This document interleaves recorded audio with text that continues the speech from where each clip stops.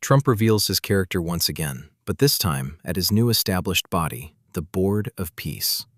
First of all, I just want to say that, of course, it's a very good thing that he can stop some conflicts, even if in his own way of acting, negotiating, and doing politics, and, after all, in his more direct way of dealing with global or internal affairs. So, of course, as we speak, we should appreciate that he also uses his powerful position in order to bring peace in several areas by bringing the opposing parts to the same negotiating table and creating a climate so that both parts could reach to agreements. As the Secretary of the State, Marco Rubio said last week at the Munich Security Conference when he diplomatically tried to justify USA's direct interventions on other countries' territories, we are not living in a perfect world. In a perfect world, all of these problems and more would be solved by diplomats and strongly worded resolutions. But we do not live in a perfect world.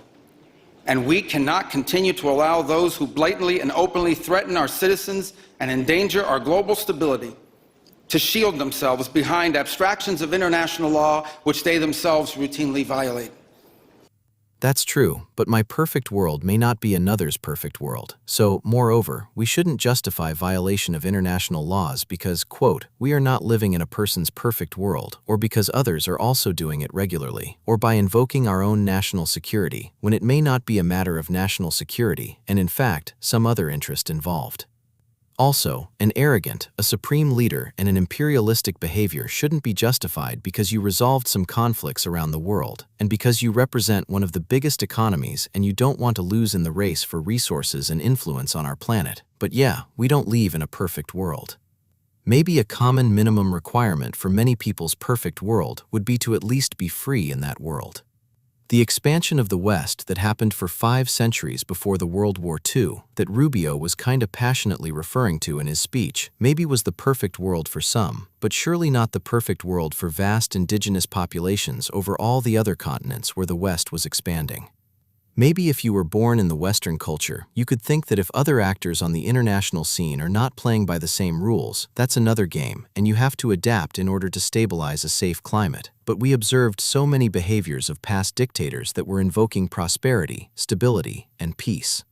I'm not insinuating Trump has a plan to declare himself a king, but I think that we should observe our leaders, wherever you are from, and try not to be led by hatred coming from the above. Anyways, we'll now enjoy a little bit of Mr. President's charm. It's going to be a wild one.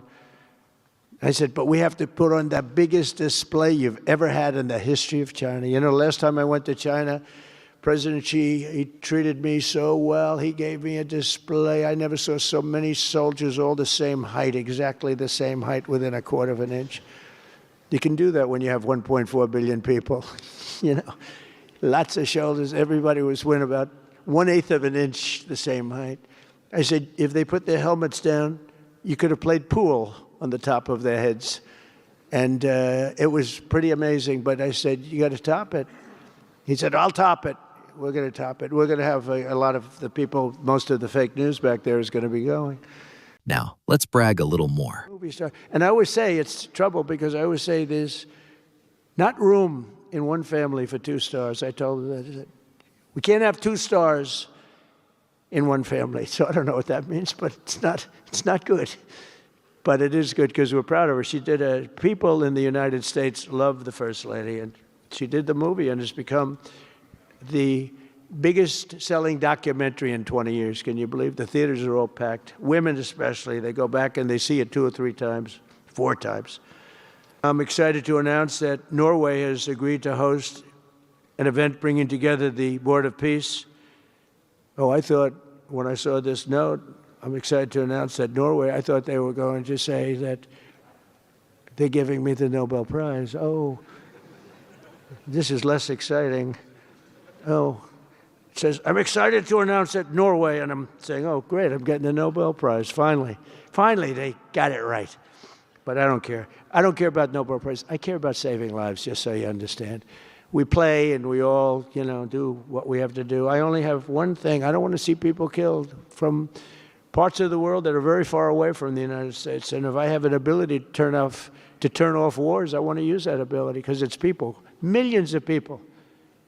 It's like the Prime Minister said, 25 million people maybe.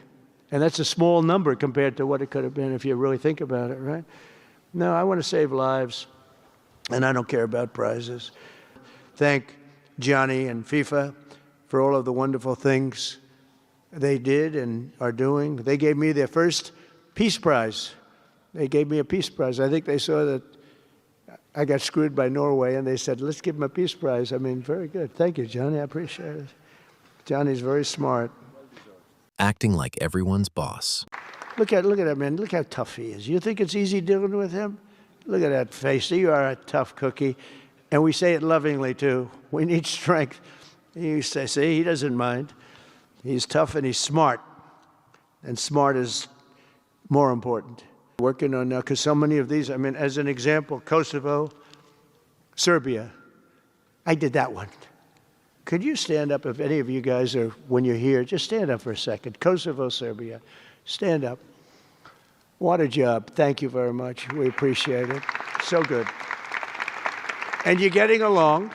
And when you don't get along, you'll call me, and we'll get it solved, right? We'll get it solved. Thank you very much. Really good. And then again, Pakistan and India. That was a big one. And just, I think you should actually stand. Come, please, stand just for a second. Pakistan and India, thank you very much. And for peace, Steve Witkoff, who has been unbelievable. You know, I took Steve because I was a developer in New York, really successful, actually much more successful than Steve, but I don't want to say that. I'm not going to say that, Johnny. I refuse to say it.